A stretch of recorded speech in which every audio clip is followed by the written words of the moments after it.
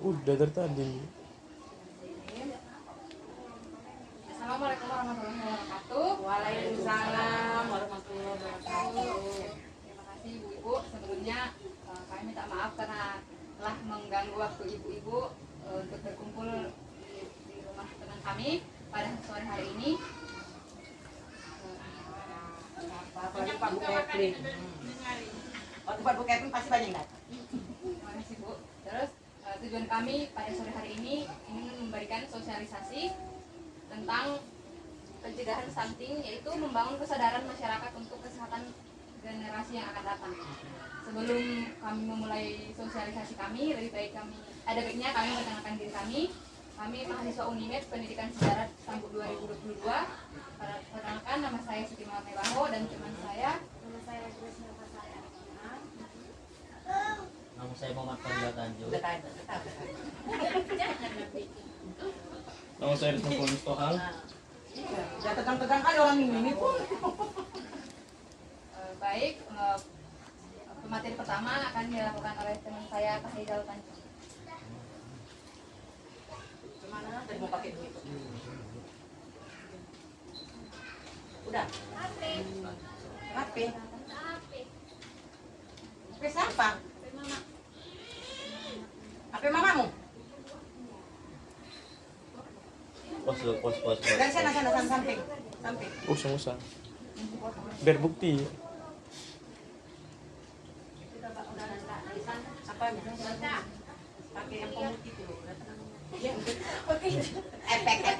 Flash. Nah, teruskan dulu. Baiklah ibu-ibu, sebelumnya saya akan memperkenalkan apa itu stunting. Jadi stunting itu adalah masalah gizi kronis akibat kurangnya asupan gizi dalam jangka waktu panjang sehingga mengakibatkan terganggunya pertumbuhan pada anak. Dan faktor-faktor yang menyebabkan stunting itu adalah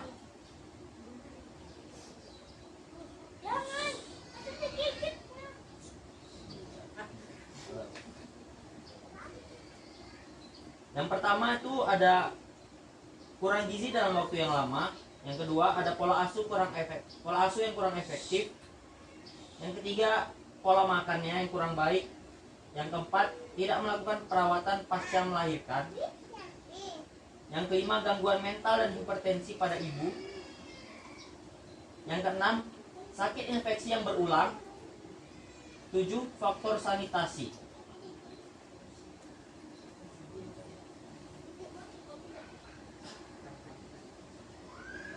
Jadi permasalahan utama pada stunting itu yang utamanya adalah permasalahan gizi. Kecukupan gizi dan pangan merupakan salah satu faktor terpenting dalam mengembangkan kualitas sumber daya manusia sebagai indikator keberhasilan pembangunan suatu bangsa. Dalam hal ini, gizi memiliki pengaruh terhadap kecerdasan dan produktivitas kerja sumber daya manusia. Saat ini Indonesia masih menghadapi permasalahan gizi yang berdampak serius terhadap kualitas sumber daya manusia. Salah satu masalah kekurangan gizi yang masih cukup tinggi di Indonesia adalah pendek dan kurus pada balita serta masalah anemia dan kurang energi kronik pada ibu hamil. Masalah kekurangan gizi pada ibu hamil tersebut pada akhirnya dapat menyebabkan berat badan bayi, lahir rendah, dan kekurangan gizi pada balita. Permasalahan gizi disebabkan oleh penyebab langsung seperti asupan makanan yang tidak kuat dan penyakit infeksi. Sedangkan penyebab tidak langsung permasalahan gizi adalah masih tingginya kemiskinan, rendahnya sanitasi lingkungan, ketersediaan pangan yang kurang, pola asuh yang kurang baik, dan pelayanan kesehatan yang belum optimal.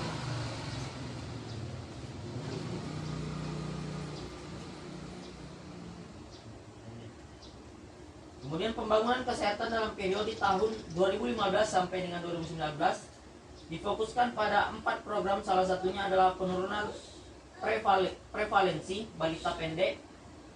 Stunting merupakan masalah gizi kronis yang disebabkan oleh multifaktorial dan bersifat antar generasi. Di Indonesia, masyarakat sering menganggap tumbuh pendek sebagai faktor keturunan. persepsi yang salah di masyarakat membuat masalah ini tidak mudahnya diturunkan hasil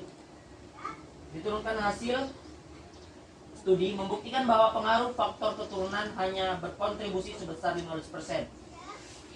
Sementara unsur terbesar adalah terkait masalah asupan zat gizi, hormon pertumbuhan, dan terjadinya penyakit infeksi berulang pada balita. Stunting merupakan masalah kesehatan masyarakat yang harus ditangani secara serius. Indonesia adalah negara dengan prevalensi stunting kelima terbesar.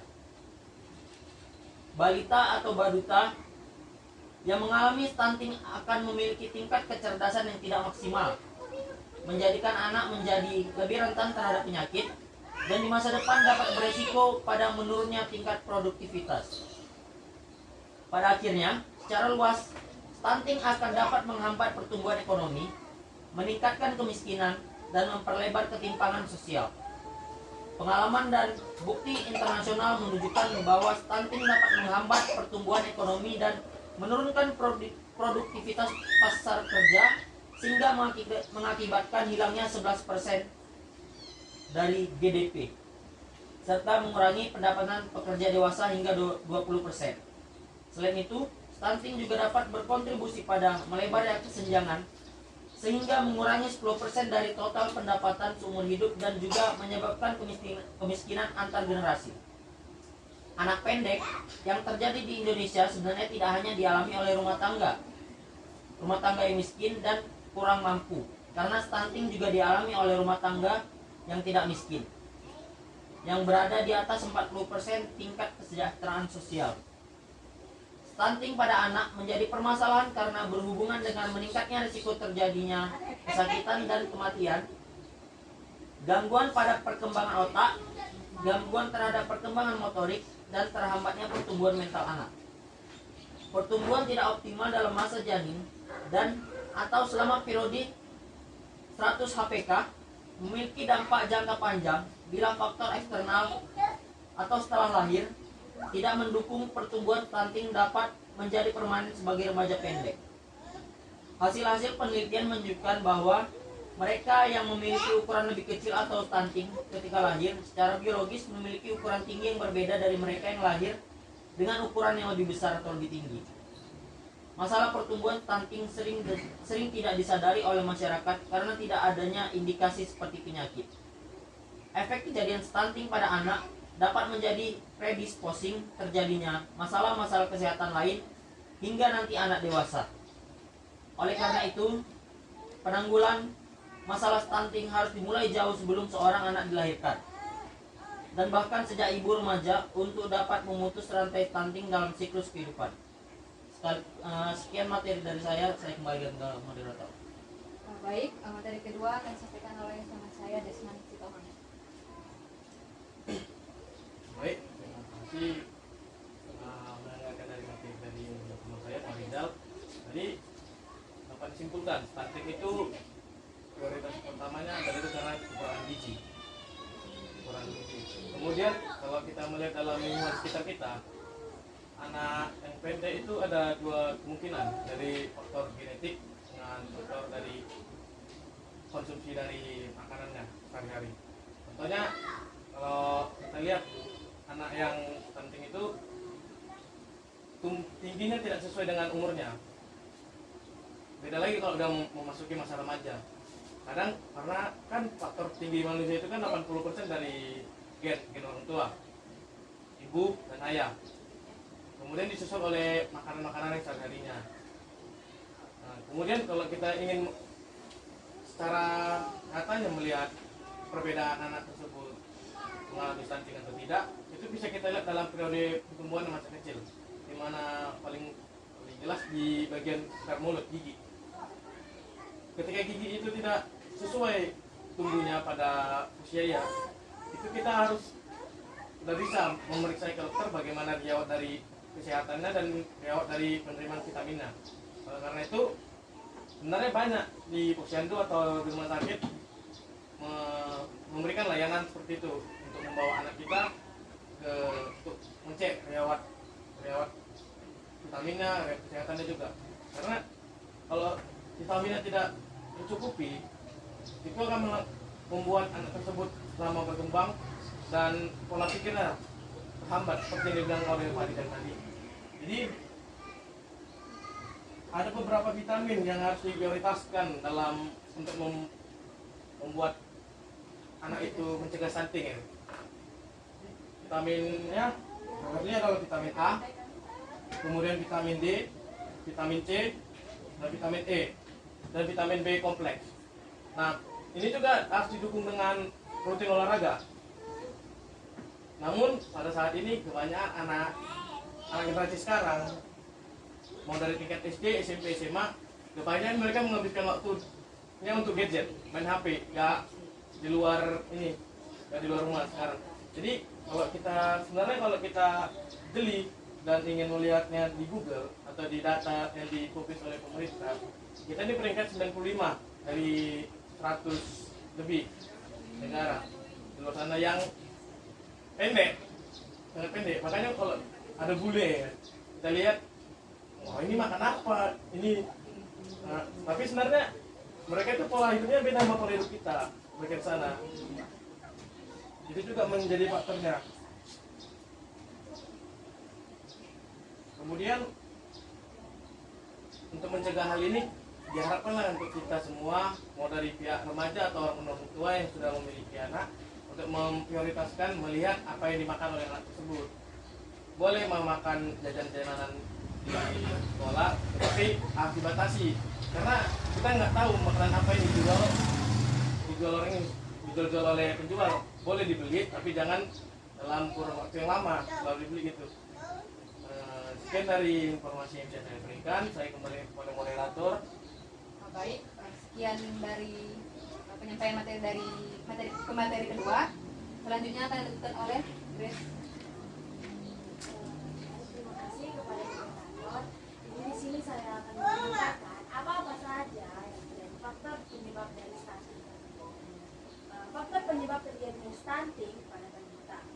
Stunting merupakan refleksi gangguan pertumbuhan sebagai dampak dari rendahnya status gizi dan kesehatan pada seorang anak. Ada dua penyebab terlangsungnya stunting ini. Yang pertama itu penyakit dan yang kedua asupan zat gizi. Kedua faktor ini saling berhubungan, yang dimana faktor pola asuh, akses sanitasi lingkungannya terhadap akses terhadap makanan, akses terhadap pelayanan kesehatan, seperti yang dijelaskan oleh teman saya Desma tadi, di mana kita harus melihat apa saja yang menjadi gizi yang diberikan oleh orang tua atau apa saja makanan yang dimakan oleh anak kita. Lalu penyebab terjadinya stunting digolongkan dalam 4 karakter, yaitu faktor yang paling besar yaitu dari keluarga dan rumah tangga. Makanan tambahan pada saat menyusui, ibu menyusui dan infeksi. Yang pertama itu faktor keluarga dan rumah tangga. Dapat disebabkan karena nutrisi buruk selama prokonsepsi, kehamilan dan laktasi. Perawatan. Adapun penyebab stunting ini juga bisa dari perawakan ibunya yang pendek, infeksi saat kehamilan muda, kesehatan jiwa dan salinan prematur.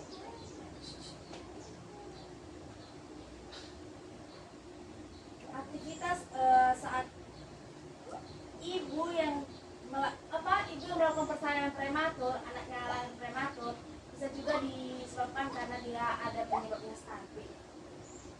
Yang kedua itu asupan makanan. Setelah 6 bulan seorang bayi lahir, makanan lunak yang bergizi disebut dengan napangan pendamping ASI atau NPASI. Pengenalan yang memberikan NPASI harus dilakukan secara baik, bentuk maupun jumlahnya, sesuai dengan kemampuan pencernaan pada bayi atau anak. Dalam keadaan darurat, bayi dan balita seharusnya mendapatkan NPASI yang mencegah kekurangan gizi. Untuk memperolehnya perlu ditambahkan vitamin dan mineral. Yaitu vitamin dan mineral ini bisa didapatkan ketika ibu di sini memberikan anak bayi atau balita asupan atau varian makanan yang bermacam-macam, ada buah, ada sayur, lauk, dan sebagainya. Kualitas makanan yang buruk memiliki kualitas vitamin yang buruk juga. Kurangnya keberagaman dan asupan pangan yang bersumber bersumber dari pangan hewani, kandungan tidak bergizi, dan rendahnya kandungan energi pada makanan. Praktik pemberian makanan yang tidak mematuhi meliputi pemberian makanan yang jarang, pemberian makanan yang tidak sehat selama dia sakit dan setelah dia sakit. Misalnya kalau anak kita mengalami stunting, kita tidak menjaganya dengan baik, bagaimana prosedur makannya, bagaimana vitamin dan mineral yang didapatkan pada anak yang mengalami tersebut.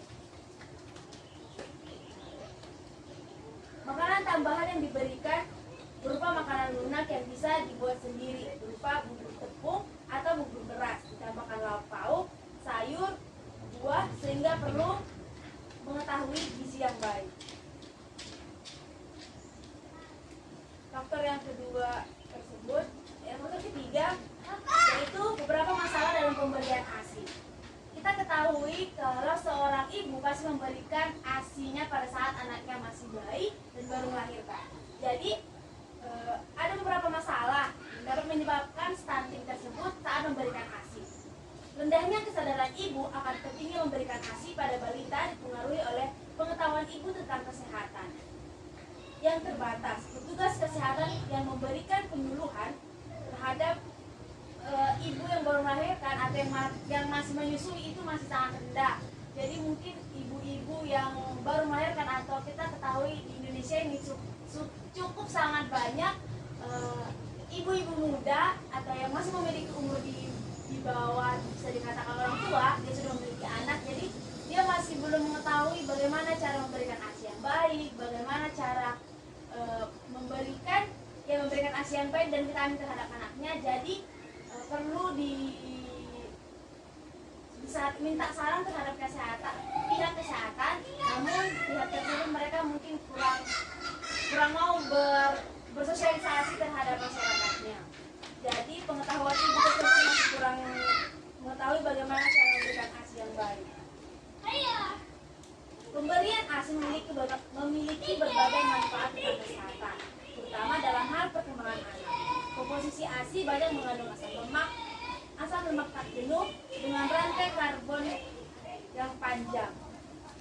Lalu sebagai sumber energi, tapi juga penting untuk perkembangan otak karena molekul yang dominan ditentukan dalam seluruh saluran otaknya, yang dimana nanti bisa mengembangkan otaknya berkembang dengan baik.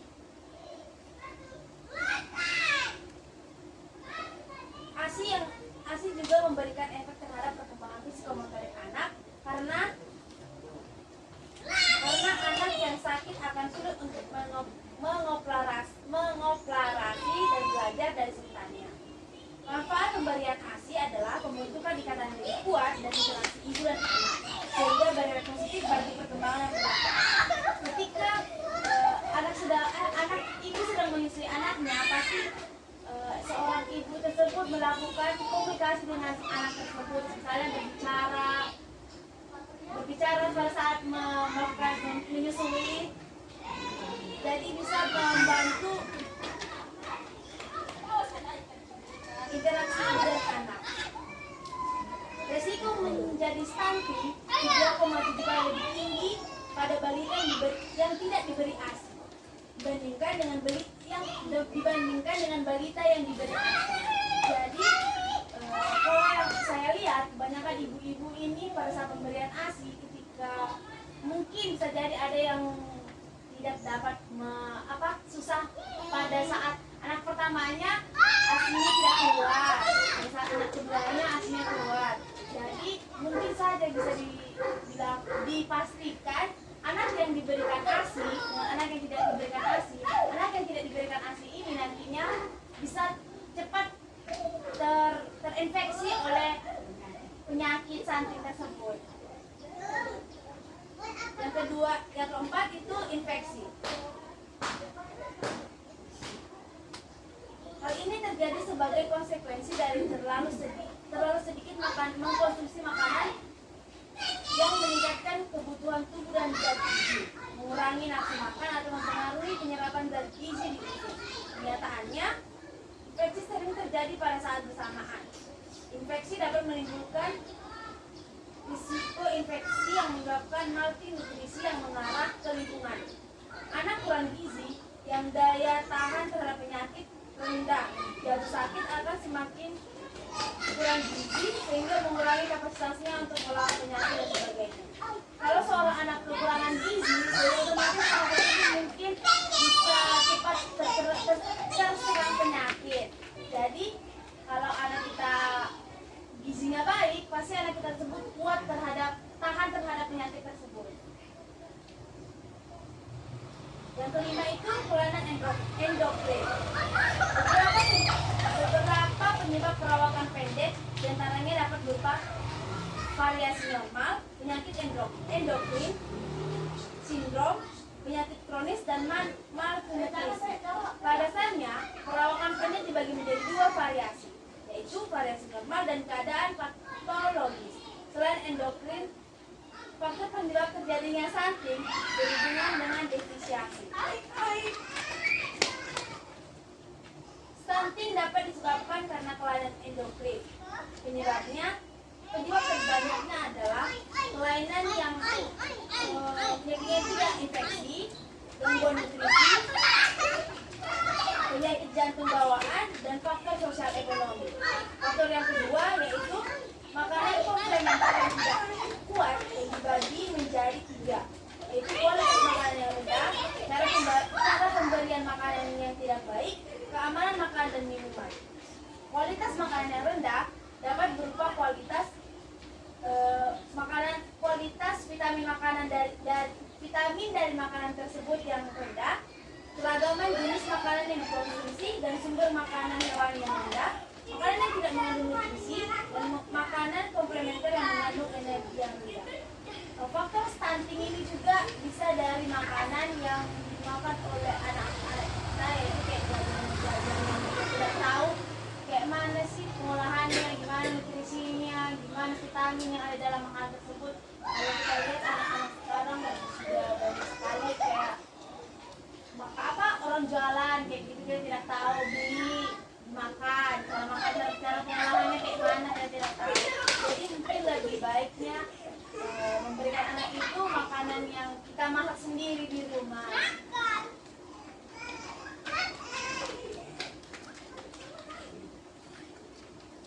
Jadi sekian faktor yang dapat saya sampaikan. Terima kasih. Saya kembali. Baik, terima kasih atas penyampaian materinya, Grace. Kepada ibu yang memberikan pertanyaan, boleh bertanya. Ada yang bertanyakan? Ada yang kurang? Macam mana kita bisa tahu kalau anak itu ada stuntingnya? Tanda-tandanya nih. Ya kita kasih makan juga ya, kita kasih makan juga. Baik, Bu, akan dijawab oleh teman saya. Jadi kan misalnya bagaimana kita boleh tahu bagaimana awal mulanya stunting. Sebenarnya kalau kita mulai bagaimana awal mulanya stunting, memang agak sulit bagi orang umum. Karena dari pihak penelitian juga, pihak dokter juga bilang gitu, orang umum tidak akan bisa melihat bagaimana spesifikasinya anak dengan stunting. Nah, oleh karena itu tadi seperti yang tadi gue jelaskan, bagaimana supaya mencegahnya itu orang umum bisa membawa itu ke posyandu atau ke tempat yang bisa ngecek bagaimana adakah kekurangan dalam tubuh kita gitu. Nah, oleh karena itulah supaya kita anak kita nggak kena stunting, kita bisa pakai pola makan yang sehat, seperti ada proteinnya, ada sayurnya, seimbang, tapi jangan terlalu banyak nasi, jangan sedikit ikan nasi. Iya, kalau itulah dibilang kalau di puskesmas. Nah, jadi kalau mau lebih detailnya untuk melihat bagaimana anak itu kena stunting, dari itu ciri-cirinya dari waktu dia balita, kita lihat dia giginya apakah sesuai munculnya waktunya atau tidak. Kalau udah lewat umurnya gitu tapi giginya nggak ada, itu udah boleh dibawa ini untuk diperiksa bagaimana kesehatan giginya. Iya, gitu. Adakah itu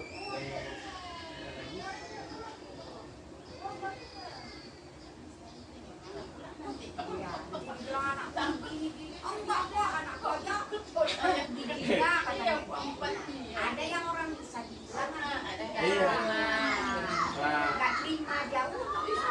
inilah kita sulitnya untuk mengatakan itu karena iya Takut tersinggung ya. Iya. betul. Tapi kalau kita kan sebenarnya kan membilang itu demi kebaikan Dia sudah diperbaiki. memperbaikinya.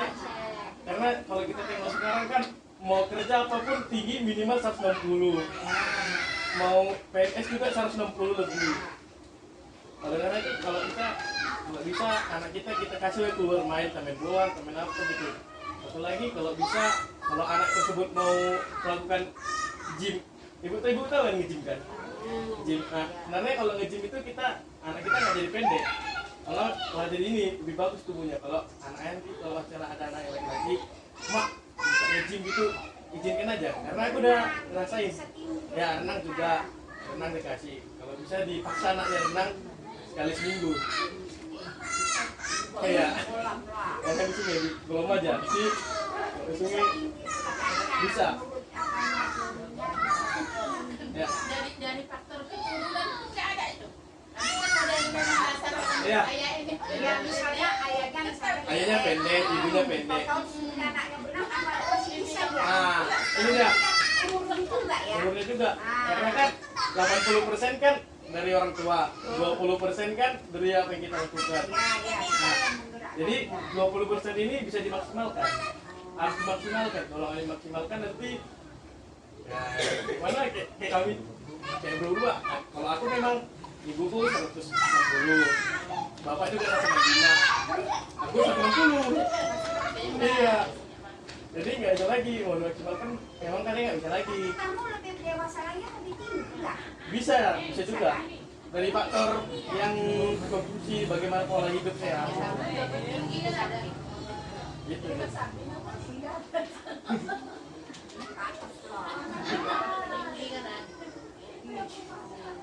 Nah, kalau yang ibu tadi bilang obat tinggi kan bu. Nah ini sebenarnya kalau ditanya ada nggak obat tinggi itu kalau dari pihak dokter memang nggak ada obat tinggi itu nggak ada. Cuma vitamin ada. Enggak, kalau cuma minum vitamin tapi dia nggak nggak bisa. Ya seimbang itu. Iya. Vitamin olahraga juga. Boleh juga didampingi dengan minum susu atau kalsium. Tapi kalau kita lihat susu sekarang kan katanya susu begitu tinggi, karena kalau susu yang begitu tinggi itu ya susu asli gitu loh, yang betul-betul 100% kalsium kayak gula aja. Susu yang 100% kalsium itu pahit biasanya, enak rasanya ya.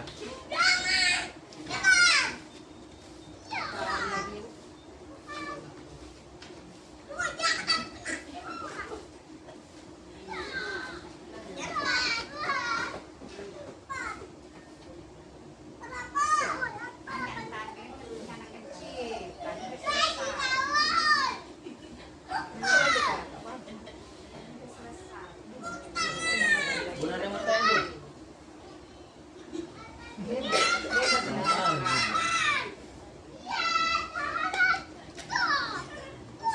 Timbang aja. Isinya nggak ada penyusutannya kurang juga sekarang. Kalau dia kena stunting misalnya kena ini. Harus itu tinggal kita memperbaiki pola makannya semua lah ya. Iya, makanya lebih enak kita mencegah daripada udah kena gitu. Kasihan anaknya, dikit-dikit nanti apa-apa, bukan apa-apa sakit dia. Berapa bulan?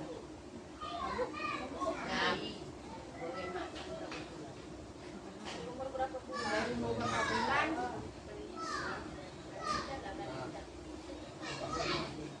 Kalau dikasih bubur lah ini ya, dikasih bubur Masih. 6 bulan, 6 bulan ke atas lah ya udah bisa dikasih makan cadangan lah ya. Tambahan. Iya, di samping dia ada asinya dari.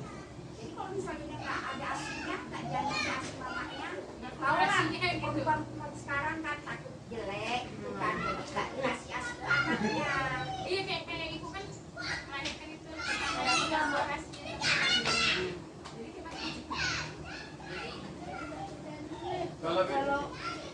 Kalau misalnya kalau ini ya, kalau misalnya asi dia nggak keluar Nggak gini, apa-apa ya. kita itu bisa konsultasi ke dokter. Kita kalau konsultasi khusus, karena dengar ada khusus pakai susu untuk balita. Tapi harganya ya sangat mahal, bukan mahal, sangat mahal. Ada yang murah, cuman kan kita tahu kan kualitas, ada harga, ada kualitas gitu. Karena itu juga kata dokter kan gitu juga. Karena kalau biasanya anak kalau melahirkan kadang-kadang anak kalau daerah pertama aslinya satuan. Iya. Kadang dia ada anak kecil ya kan, tapi memang badannya kecil, tapi makannya banyak, basah. Tapi badannya kecil aja. Sama stunting apa enggak? Jajan banyak. Nah, makan Jadi banyak. Ini menarik nih Bu. Aku dulu badanku nggak kayak gini Bu. Badanku kurus kering. Jadi aku pertama kali itu bisa kayak gini, dikasih makanan berprotein sama kalsium pas jadi bisa kayak gini. Kalau enggak kecil kali aku 120 mungkin. Jadi kalau yang ibu bilang kalau dia makannya banyak, ini ya jajannya banyak, sayurnya nggak besar. Kawanku tingginya 170, tapi lebih kurus kecil ya orangnya. Nah itu biasanya ada faktor dari mobilitas apanya tubuhnya lebih ya Jadi dari masuk dari bisa masuk ke golongan stunting. enggak Polanya. ya karena kalau dia kalau sakit itu kan kayak tadi bilang kan murah sakit lemas apa malas gitu juga gitu. Jadi bukan faktor karena badannya kurus saja. Enggak, Enggak ya. kalau dia kurus tapi dia fit orangnya itu sehat. Sehat. Jadi pun berarti yang kurus stunting ya. Iya.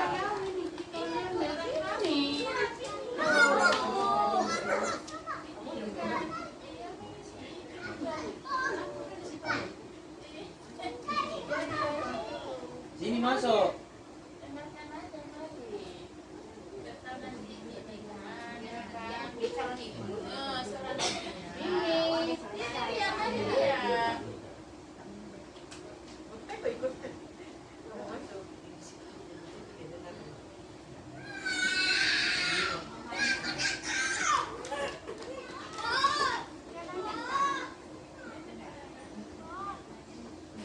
Ada lagi yang ingin saya tambahkan Bu untuk mengingat untuk generasi kita 2045.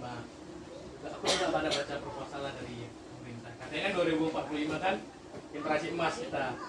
Jadi untuk ini yang ditakutkan dari pihak masyarakat kita, kalau kita mempunyai anak atau apa jangan terlalu cepat untuk menikah.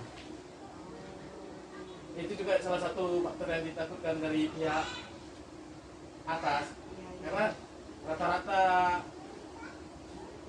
menikah di Indonesia itu umurnya dekat-dekat 19, 21 itu bukan umur ini, umur siap menikah sebenarnya, karena kita tahu cari kerja di Indonesia susah, persiapannya juga susah.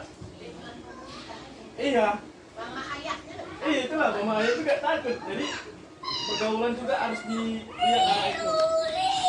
Apa yang dilakukan itu misalnya dia pulang ke jam 3, wajib kita tanyakan itu, karena aku sendiri pun nggak berani melakukan hal tersebut. Aku sadar gitu, kadang aku mikir aku pendek, nanti nikah punya anak pendek, kasian juga gitu kan kerja. Enggak, tunggu mapan dulu. Iya, memberikan semaksimal mungkin ke anak tersebut, karena nanti kan nggak lucu kan. Masa bilang, ya aku kok pendek, ya nggak tahu bener kayak mungkin gitu. Nah, itu loh tuh Bu. Ada yang mau ditambahkan?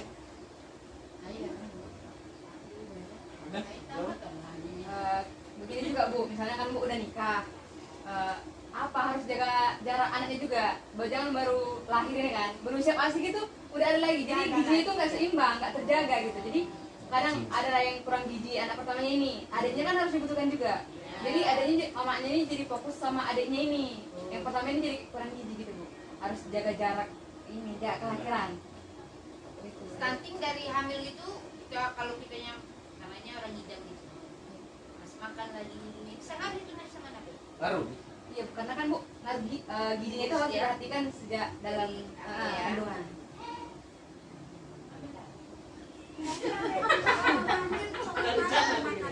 Iya, dari pokoknya kalau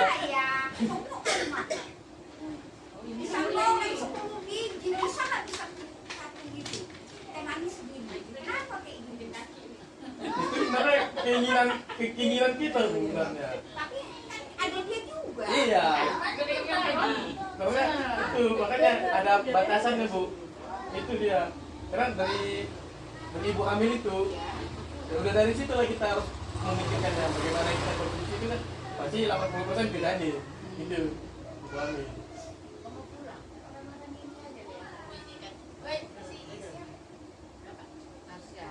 Kau dengarkan, kamu tambahlah. Kami tak lagi, yang udah terlanjur. Buat anak cucu kita kan bagus juga untuk kerja nanti. Itu kalau dekat rumah mama, nyewa di rumah itu mulai. Dia punya muda-muda. Udah pulang nggak pulang? Ada yang mau tanya lagi Bu atau Ada yang cukup? Ada yang kurang ini?